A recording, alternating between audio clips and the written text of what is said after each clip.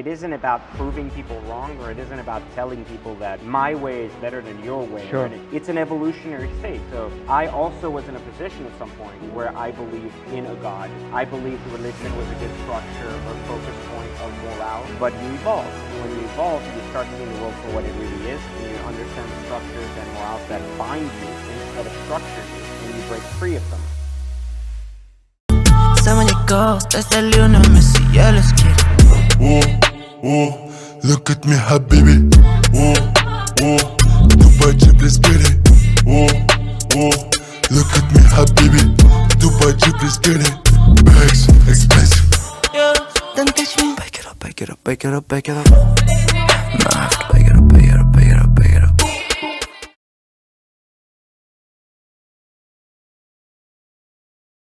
Welcome to another episode of Stroke of Success Podcast. It's your host, your favorite host, KB. Today, I'm here with an individual I've been following for 6 years. That's right. I came across his profile randomly one day when I had nothing going on in my life, and his page has truly been inspiration for me. He is an entrepreneur, family man. He's a watch guy, a car guy, and today I'm here with PJ Gadami. What's up, buddy? Thank you for coming on board, man. Got it, buddy. First and foremost, like, you're such an easy guy to talk to. Define easy. With all your toys and stature and success you've reached, I would think that you would say, hey, talk to my assistant, F off, I don't have time for you, you're not big enough a podcast for me. All those above.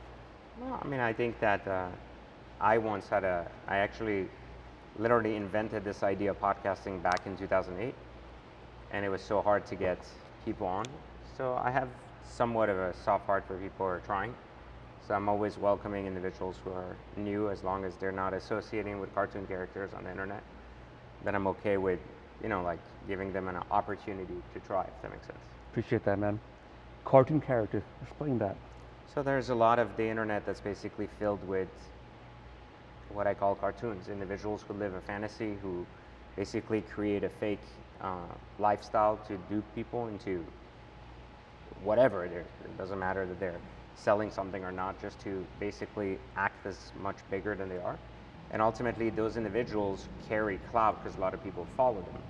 And so a lot of individuals like that just keep self-promoting each other. Yes. And so it helps kind of spread the word because their names are bigger and bigger, et cetera. But it personally, one of the ways I've survived the internet for like 20 plus years has been to kind of stay away from all that stuff and only focus on people who I can clearly say are like good individuals who have a brighter and more consistent path around being experts in their fields, rather than constantly finding a new niche and ripping off people a new way. So there's a lot of what we consider integrity in the business field, not so much integrity on the internet, because no one's double checking anyone.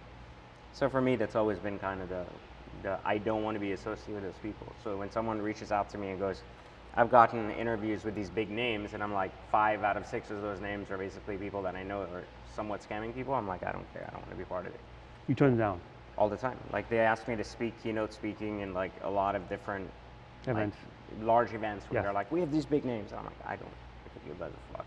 But in the long term, I can tell you, like in the short term, it hurts me a lot to do that, because there's many opportunities where I've had to speak in very large stages with very well-known celebrities, and also those scam artists, and I would argue that it doesn't discredit each speaker because the other speaker's on stage. But I just choose not to. I feel like if an institution does not do its job at vetting its people that it brings to inspire others, and it's selling bullshit, then ultimately, why should I participate in fueling the bullshit with my name, right? So the way I look at it is, even though it hurts me not to participate, I just don't really care, But that's also the power of being rich enough not to give a shit. Basically, I don't really care. So I teach because I want to teach, and I'm on the internet because I want to be on the internet. So I don't really have to be on the internet, meaning my money isn't just made on the internet, so I don't really care if someone's like, oh, PJ is more famous, or he has an extra 100,000 followers, or he has 10 million followers. Like, I don't care. Like, it doesn't change anything. So for me, it's very much just be who you are, do what you do, and eventually the people that need to find you will find you. And it doesn't need to be everybody. You don't need to be an acquired taste for all people. You need to be an acquired taste for those that are seeking that type of mentorship or ultimately inspiration or whatever you want to call it. That's amazing, man. You're the first you're the first individual that has these amazing toys and the belongings who said that I choose not to speak in keynotes. Yeah, I don't care. No matter what the money is, I just don't care. Also, that's also because you have FU money. Yeah, meaning I never made my money like on the internet in terms of Inspirational, motivational. Yeah, guy. meaning I was not. Yeah, I'm not like I don't believe in that. But the results speak for themselves.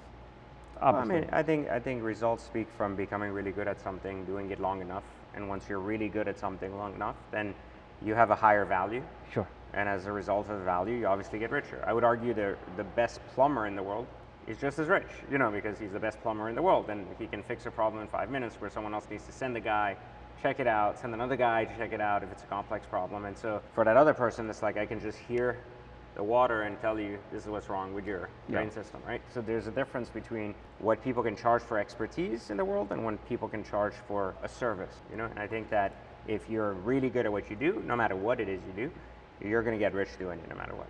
That's interesting. I have so many ways to take this, man. To talk about courses, what got me about you was the watch course you have. What's that called? Watch Trading Academy, yeah. Watch Training Academy, and you have another one, exotic car hacks. Correct. 2 very high ticket items, luxury items, 2 things you're very into. 2 things I've built a lot of businesses around, so I have a lot of expertise in. So I teach people basically how to buy cars as investments so they don't have to lose as much money, so they can no longer look at cars as depreciating assets. And then I also teach people how to buy watches as investments so they can actually continuously trade them and either create an income or stop losing money on their toys. So for the record, I'm going to join both of these programs myself. I'm into cars and into watches. And I did some research on you, man, like to see before we even talked that if you're a real deal. You've actually had real reviews from people said that it works. Both things work. We have a ton of what we call 100K club members, 500K club members, and even $1 million members. What that means is individuals who have taken our course and after just 12 months have reached these thresholds based on how effective they are at the game. So we've created these kind of students for the last 10 plus years, and every month we create 2 to 3 of them, meaning extra people, not that have just joined and made $1 million, so that's not how it works, but within 12 months, within a rolling 12 months, have basically achieved either $100,000 in net profits, $250,000, $500,000, or $1 million. These are the 4 basically crowning concepts in our. When you say rolling 12 months, meaning back to back? Yes, that means it has to go from, for example, January to January, or February to February, or March to March. So let's say you started in March. Obviously, it's not going to be the calendar year because someone else may have started in January, sure. Right? So basically, it goes from March to March. Okay. Did you make $100,000, not in sales, but in net profits in your pocket? Take after home. 100% take home.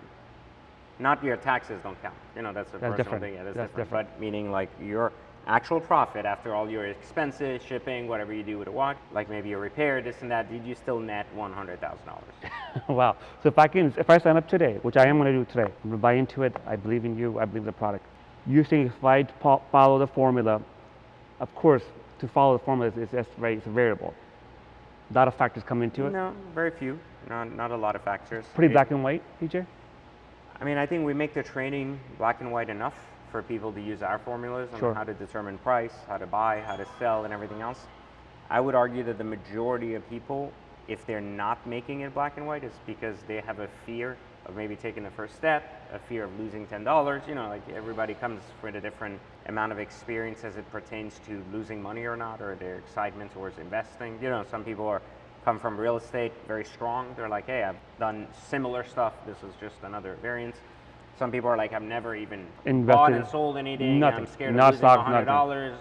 I don't know, what is this fee for shipping? Like, Sure. I'm a penny pincher. I mean, that guy may take 6 months just to wrap his head around, should I buy my first watch or not? So usually we have enough, not just proof of concept, but enough coaching internally in our groups to make sure people take their first step and are able to continuously improve once they've taken that leap. If they're afraid to take that leap, they kind of sit in the shadows and watch other people constantly make it, and eventually they go, fuck it, I'm gonna try too, That's insane, man. So you have people that got into it full time, they do it full time. No, most of our guys do this part-time. Only a few students They- really have chosen to change and go, like, I'm a full, like, watch dealer, Yeah. you know, etc. But Well- some people choose that. I feel like for me, like, watches have always been a hobby. Sure. So it's never been about, like, I want a business around it. And even part-time, the students are still making 500K Sure. a year, 350K a year part-time. So that's still 30, 40K a month, you know, which is, it's good money, like in the sense of as a hobby, while Of you're course. still doing your other business, while you're still focusing on maybe your job even. Some of them have 9-to-5 jobs. Whatever And you're they doing. like what they do. They're like in Yeah. IT and they're like, I Sure. wouldn't want to change that. But they love watches. So they're able to do this part-time. A way to pay It for your works. watches, your hobby, and without going out of the bank, losing money on Yeah, it. and then if you choose to, then a lot of them at some point choose to quit their jobs, you know, and like, yeah, I'm going to do this full time because it's paying way more and I Yeah, don't yeah. like my job. Or maybe their boss changes and they're like, I don't like my job anymore, Sure. so I'm just going You to do jump this out. full time. So it really depends on the person, you know. You were born in Iran. Mhm. What part?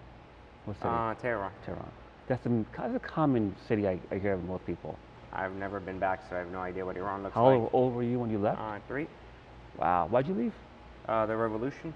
My mom worked for the government, so they were going to overthrow the government, so we had to flee. We ended up in France as refugees, and then from France, spent 10 years there, and then ended up in LA, then Washington, D.C., and then eventually I ended up in Florida. Your dad was a banker. My dad was a banker, CEO of a large bank there, and he stayed, so he never came with us. What? He stayed back. Yeah, he stayed back. He wanted to stay, and he said he would come to France, but he never made it, meaning he chose not to come, he got remarried, and carried on. Oh, how did that affect you? Nothing. I saw him again when I was 30 in Dubai one time. He insisted on meeting me when I was traveling there for fun. We met. He was very like nervous. I didn't really care. I made him feel good about not worrying about, like he had this kind of guilty, nervous. course, I would too. It didn't bother me. Like I was just like, it's fine.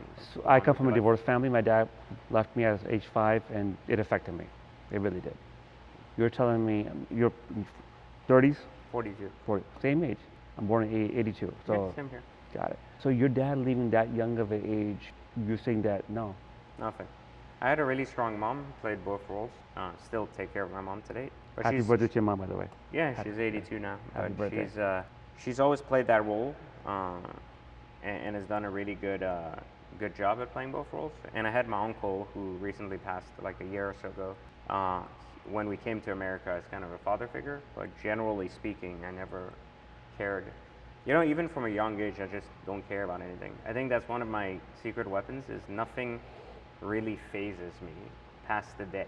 Doesn't mean I don't have an emotional reaction to something that either hurts or feels good or is happy, but I generally don't get stuck on emotion. That's one of my specific keys or attributes to success is if I have pain, it usually lasts 24 hours. If I have joy, it usually lasts 24 hours. In the same way that joy becomes distraction over time, you know, it's like, oh, I got a new car, I just got to go play with it every day until I'm bored of it. That for me dies down in 24 hours. So my distraction is very minimal, you know? And then the same way that I have the other side of it, which is the pain. Maybe someone hurts you or, you know, you get some bad news or something occurs in your business. I only have a reaction of like 24 hours to it, basically like, oh, it sucks or I'm pissed or I'm angry or I want to punch the wall. But after that, the next day I'm trying to fix the issue and no longer actually focused on why did this happen? This is terrible. What's going on, you know?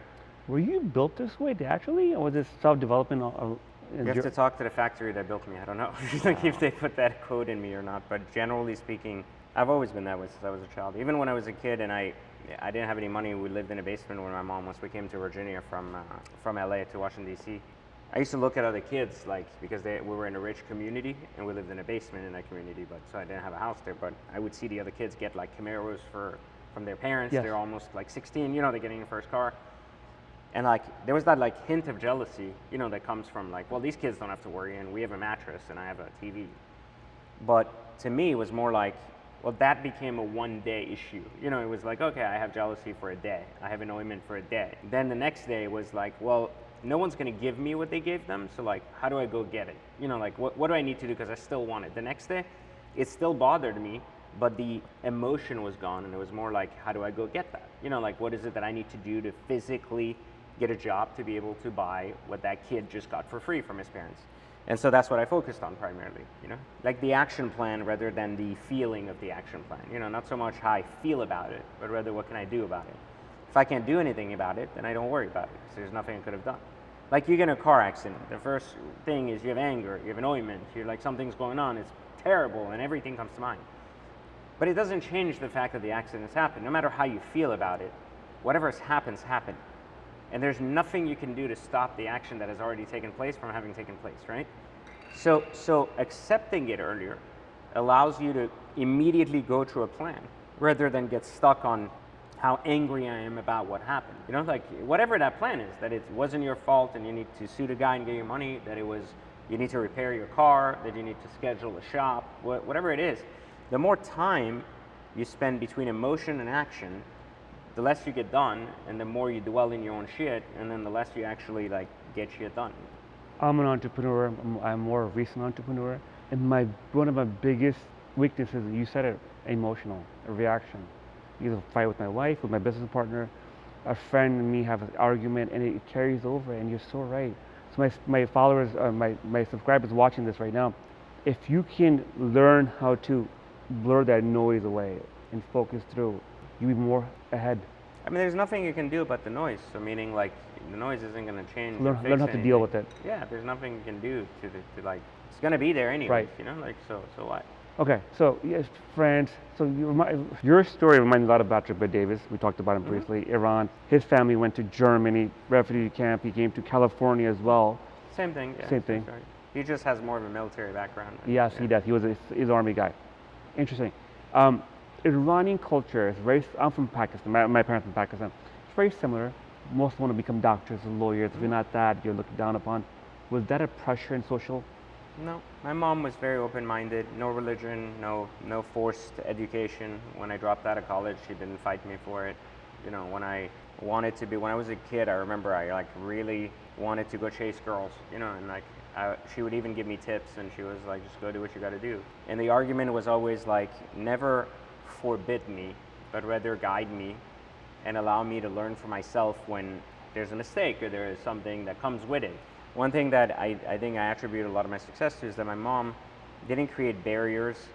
She created the opportunity to understand the difference between like the consequence of something or not. You know, so she was like, you want to speed, great. Well, you're going to lose your car. But go ahead, speed.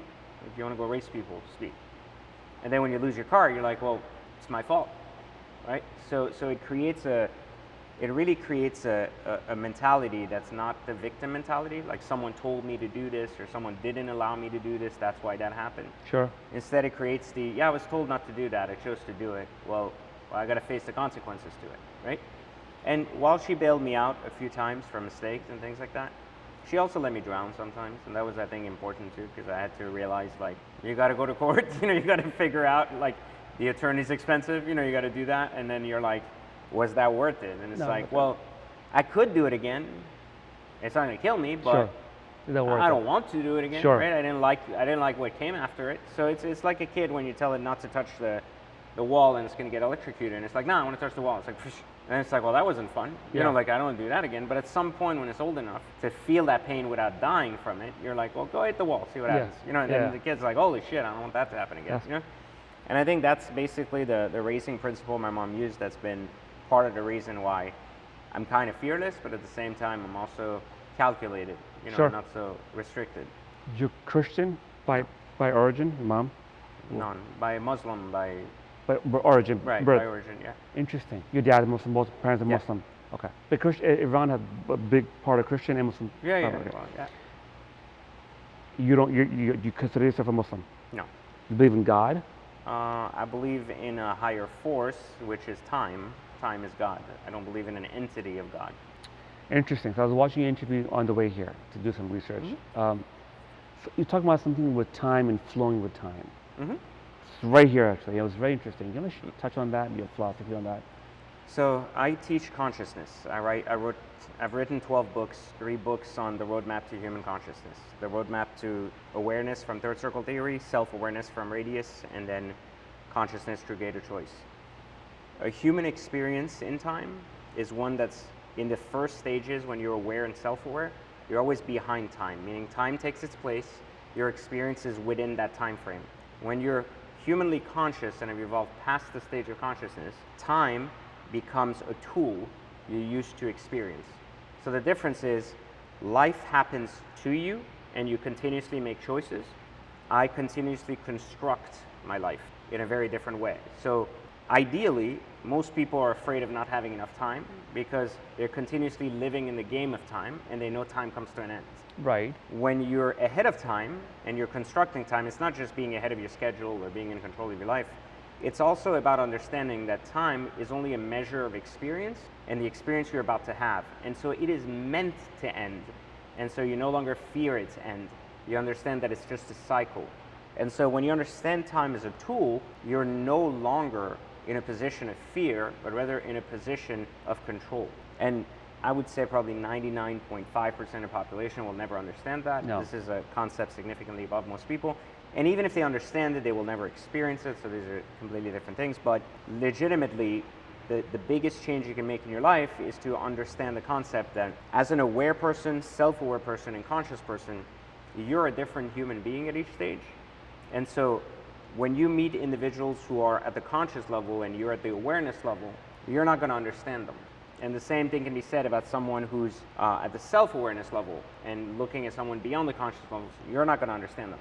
Life is about scales. So scales work the same in money, education, or anything. If someone has a PhD from Harvard and they're talking about medicine or something, and someone is in high school, they're not going to understand the depth of what they're talking about, the chemistry levels or whatever they're talking. They're just going to be like, I don't understand what you're saying. And it's the same thing with money. Someone who's at the $100 billion level or 50 billion or a billion is going to talk about how they look at business, their viewpoint, what they should do, how strategically they should think.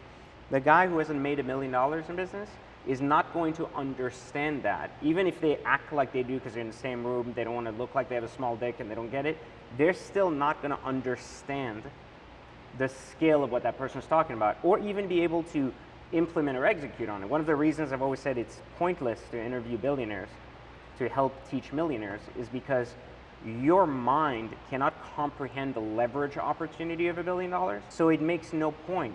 That interview that someone does with a Mark Cuban asking business questions is only relevant, unless they're asking very basic questions, is only relevant to someone who is making 100 million and is going to $1 billion. It is not relevant to anybody under that. Because the scale of situation, conversation, and direction is not that of someone that makes $1 million, because they think, in their viewpoint, they need to think smaller to accumulate 2 million, 3 million, 5 million, 10 million. They're not going to go from $1 million to $1 billion.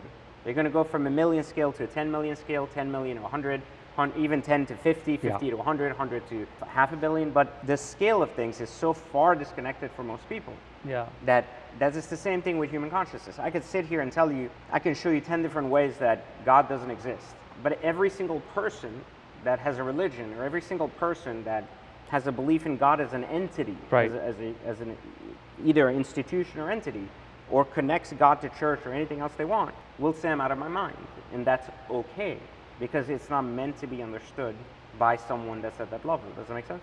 So it isn't necessarily it isn't about proving people wrong, or it isn't about telling people that my way is better than your way. Sure. It's an evolutionary state. So I also was in a position at some point where I believed in a God. I believed religion was a good structure or focus point of morale. Right. But you evolve, and when you evolve, you start seeing the world for what it really is, and you understand the structures and morals that bind you instead of structure you, and you break free of them. And when you do, you kind of continue to progress, or you get stuck in the next stage. But until you're at that final stage, there's no way you can, until you're at that final stage, you're never going to connect anymore with anybody that's in the earlier stages. In terms of you don't need to convince those people either. They need to go through their own journey, and get there. That's why I find it very comical when people are debating religion, because religion in itself is a value system that's very entry level, and so it's just good for people that are entry level to communicate amongst themselves. That's why they gather in a church. Community. They share a common value. They need that. Very rarely you see people that don't believe in God go to church, right? Why don't they go there? I mean, it might be a good community. Many churches teach very good structural things that are not based on, being a Muslim, a Christian, and this, and they don't do that. And so, but yet, those people that don't believe in God don't go there, right? They find their community elsewhere. And the argument is not that their community is right and these guys are wrong. These guys are brainwashed. They believe in Christianity or in being a Hindu or a Muslim. It doesn't make a difference. You believe whatever you believe until you've evolved fast enough and past that stage where you don't have to. Interesting. Okay, wow. I know you're on a time crunch, so I'm going to respect your time. No, How much time do you have? 10 more. 10 more? Oh, okay, good. So, 10 more, okay. You dropped out of college. What'd you do after that? What was the entry level? I went to college for a couple of weeks, Okay. drove my 911 Turbo. One of the teachers asked me if I was the faculty because I looked older. You know, Middle Eastern people look old. And I was like, no, I'm a student. And he was like, with a $200,000 car? I was like, yeah. He's like, parents? I'm like, no, I was a bank manager. He was like, you're a bank manager and you're in college? I was like, yeah. He's like, why are you here? I'm like, I don't know. So I turned around and I left and I never went back to college. I told my mom I dropped out 6 months later, even though I dropped out like much What did earlier. mom say? She was like, well, you have a better job than most people get out of college, so are you going to work on it? I'm like, yeah, I've already, like, I'm in line to get promoted already and everything else. So I was like, yeah, so I'm going to focus on that. That's what I'm going to do. That's my plan. And she was like, okay. She was like, let me know if you need anything. I was like, no, I'm just going to do that. You got fired from the banking job. So I got fired, like, later in my life, yeah. Like, Why'd you get fired? 7 years. Because I was an asshole. I'm still an asshole to the average person. Arrogant? No. So, just to be clear, Yes. arrogance is confidence to the untrained mind. Oh, Okay. wow. So, Okay. so to be clear, when you're a confident person, it's because you have a track record and expertise. You're considered arrogant because you speak in certainty, meaning like if you told me, what will the value be of this car in 5 years? And I'll tell you it's $2 million. And you look online, you're like, well, it says 1.5. And I'm like, no, it'd be 2 million in 5 years. Someone would say this arrogant prick is not even, Open. he's not even like thinking he might be wrong. He like knows what he just knows what he thinks he's gonna know and it's wrong. Well, I have 20 years of experience that says that that's very likely to happen. And I've seen the indicators that indicate that that's gonna happen. So I'm not making a guess. I'm making an educated, confident choice to give out the answer. Someone who's untrained and uneducated on a topic will look at that as arrogance because they believe it to be my absolute truth when there's no proof of that. For that reason, they ignore the track record and go, this is an arrogant person. Someone who's confident in something doesn't need an unconfident or person not in that field to tell them how to do their job. Like a doctor doesn't go, what do you guys think? Should I cut this one or this one? No, he just goes, this is what's wrong with his eyes. I'm gonna cut this and fix that. Another untrained doctor might be like, are you sure? Well, yeah, because I've seen it 35 times. This is what happens. I'm gonna cut this, you're gonna see again. Are you sure? Yes. Well, oh God, that doctor's so arrogant. He told me to get out of his room. Yeah. The guy can see, point made, right? But until the guy can see and the other doctor recognizes that that became the truth, that guy's an arrogant piece of shit. Get it? And in his opinion, he needs to be humble. So humbleness is basically like fruit for the weak, you know, to basically justify their position of ignorance. So if someone tells you should be humble, it's generally because they don't know how to be you. So they want you to not grow as fast, and they don't want you to remind them that they're worthless. So in my opinion, they're constantly worried about how you should act instead of how they're acting. So in my view, that's why I'm considered an asshole generally in public, because I just don't care. You know, like I'm just like, this is what it is, like it or not. And in banking, I had the very same attitude towards everything. I was number one in every position. And so I wouldn't go to work anymore. I was like, yeah, because I was a VP, I didn't give a shit. I was like, you know what, I'm out. I'm gonna go hang out with my friends at the mall from like, well, like I would get to the office at 11, I'd clock out in my head at like 12. I'd go hang out, I'd come back at like 2, maybe go out like somewhere else to like 4, and then I'd just go home. So I'd do maybe like at the most an hour of work a day. But I was one of the highest paid people, I was one of the highest producing people, and I was pissing off everybody because I was making it very obvious that I was leaving, you know, and I wasn't there. So even when my boss called, I'm like, what do you need? He's like, oh, where are you? I'm like, I'm just out like shopping. He's like, you're shopping in the middle of the day? I'm like, yeah. He's like, aren't you supposed to be at work? I'm like, why would I be at work? Like, everything's good. Like, what do you need? Like, why are you talking to me? You know, and I thought of it, like, and I'm like, why are you talking to me? Because I had no respect for the guy. He drove a Maxima. He was 50 years old. You know, like, I looked at that. I was like, I don't want to be you. I don't want to be your boss. I don't want to be your boss's boss. Like, I don't care what any of you, like, want to do or whatever. You hired me and you're paying me to do this. Is it done? Yes. Then don't talk to me. Go away. And I ignored at first, when I was ranking through the bank, I didn't ignore that fact. But when I wasn't ranking through the bank anymore, meaning I had gotten to the highest possible stake and I knew I wasn't going to get anything higher, I just stopped caring. Like, and I think the stop caring part made me unpolitical. You know, it made me basically very threatening to a company.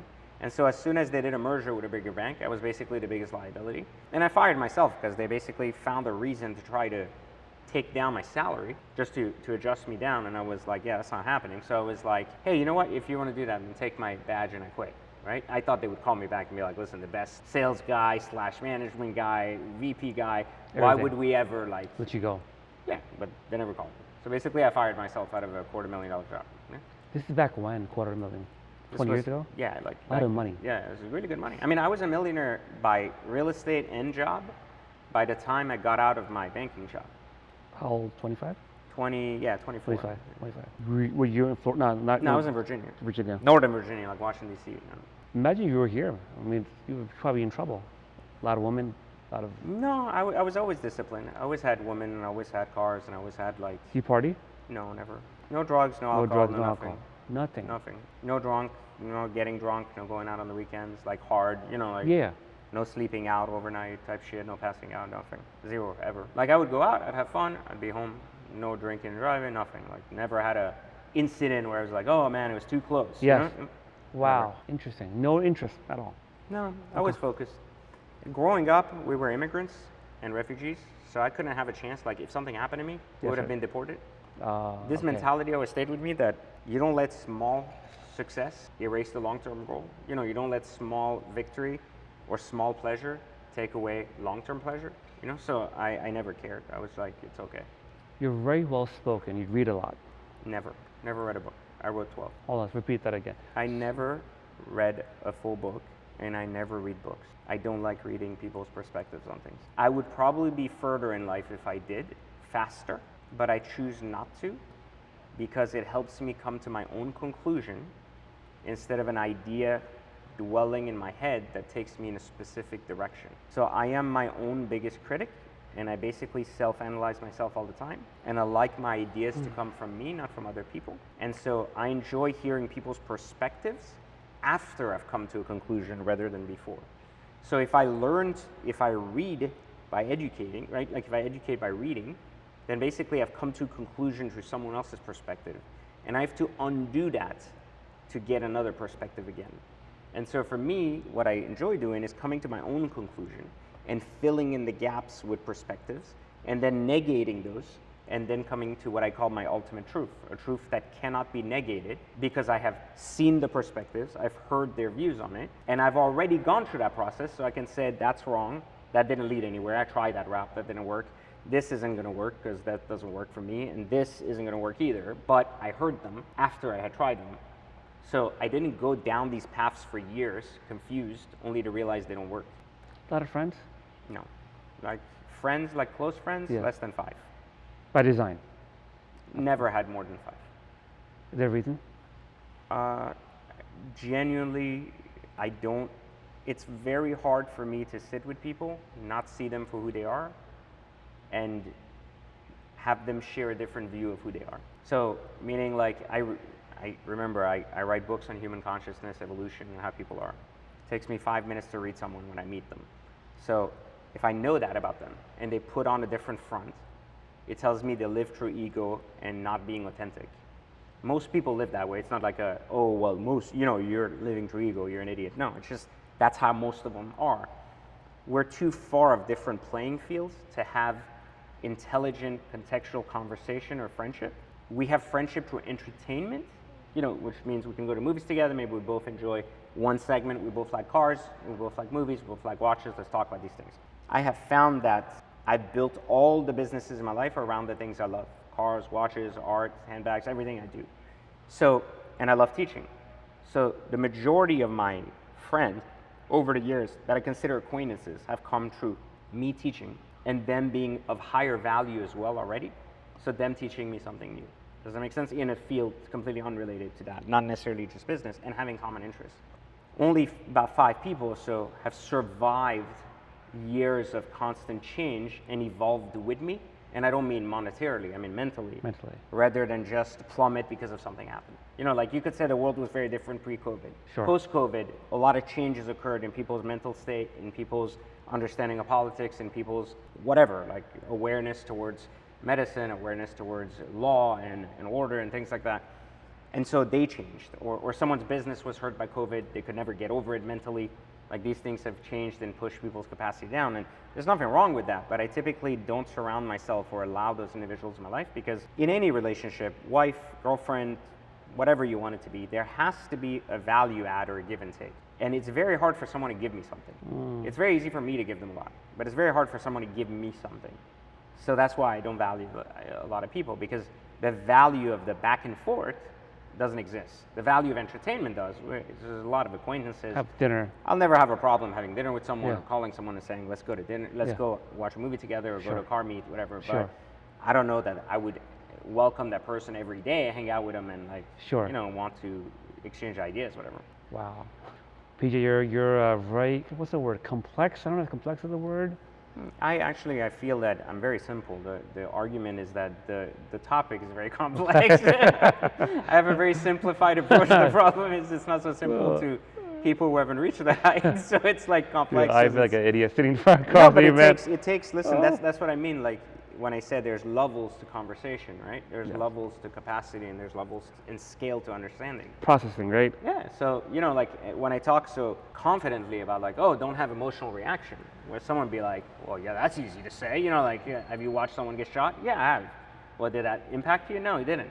Would it have impacted me as a child? Sure, it would have probably traumatized me, right? At different stages, you process information differently. So it can never be black and white in the sense that the same response works to all people. So most people that watch this will say I'm an arrogant prick, completely out of my mind, Yeah, or I don't this see guy that, but thinks he okay. knows Jesus will come save us, Maybe- whatever. yeah, whatever That's the fine. opinion is.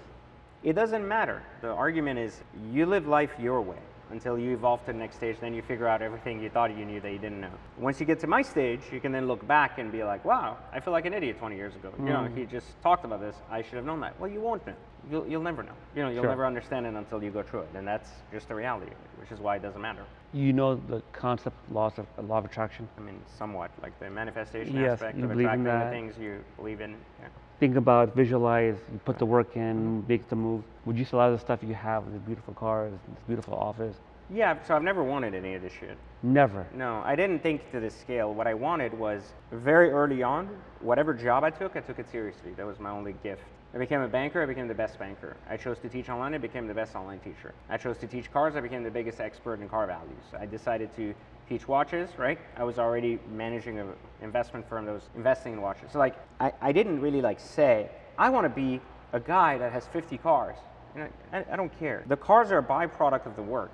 I make money, I buy more cars, creates more tax write-offs, it's more fun, it's fantastic. If one year you told me you have to sell 5 of these hypercars and go buy something else, or you can't do it because you got to fuel your business, like it wouldn't hurt me, or I wouldn't care.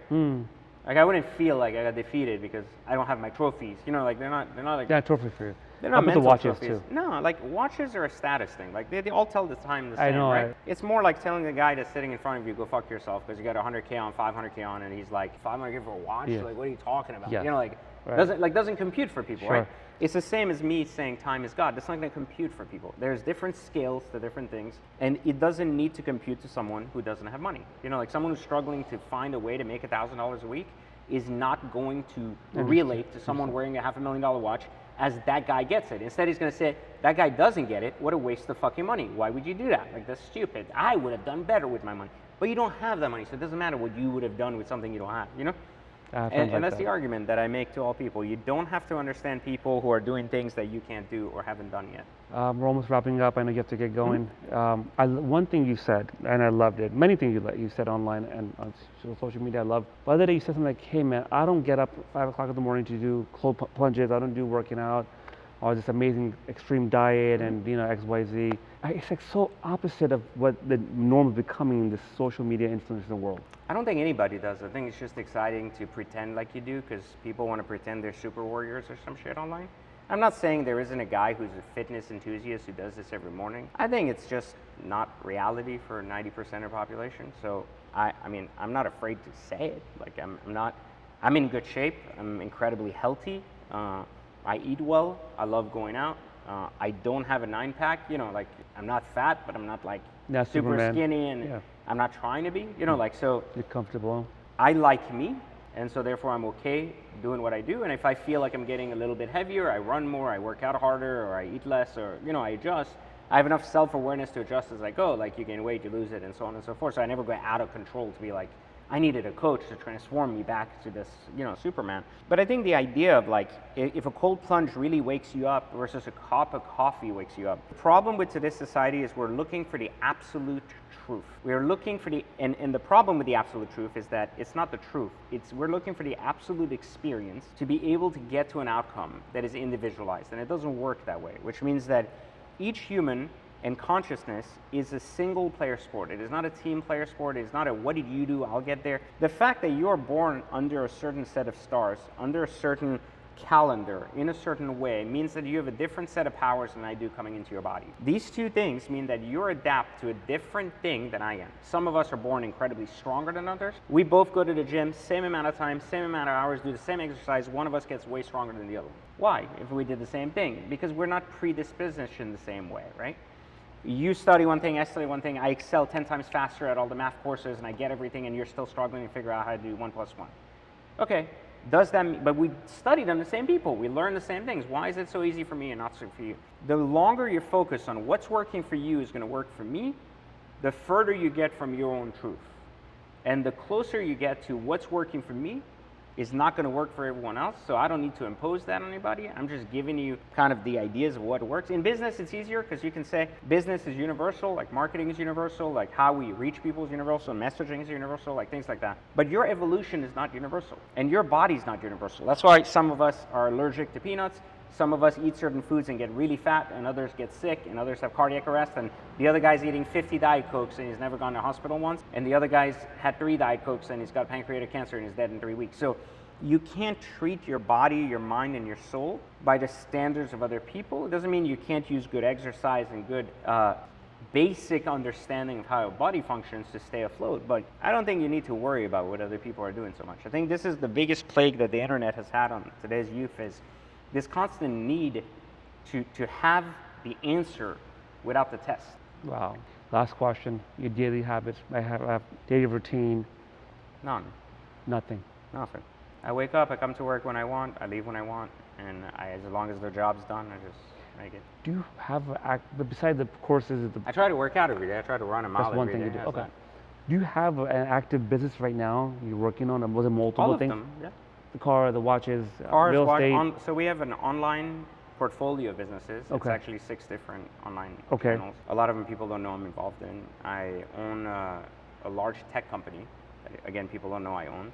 I own a lot of stake in various dealerships across the country, jewelry stores, and I also have a large lending company that lends money out to all those people. So I have a lot of different companies. My more publicly visual companies are the ones that are online teaching, because I go online to teach, so I talk about the teaching companies. Sure. I don't go online to get clients from other stuff. It comes naturally, so it doesn't matter anymore. Last question. Piece of advice. A new entrepreneur coming in, 21, 22-year-old, divorced family. What would you say to that person? One thing, say, hey, or 1 or 2 things, hey, try this, and you'll be farther ahead. Just be you, man, To be you. and stop comparing yourself to other people. Wow. I think it's the simplest thing, but it's not so simple to do, but it's simple to understand. Like, you don't need to be doing what other people are doing. You don't need to worry about what other people are doing. Insane. Well, man, PJ, thank you for jumping on. I will do a part 2 with more time next time. You got it. Pleasure, my friend. Thank you, my friend, Yeah. for having us. Good luck to you guys. Thank Take you, care. man. Thank you, guys.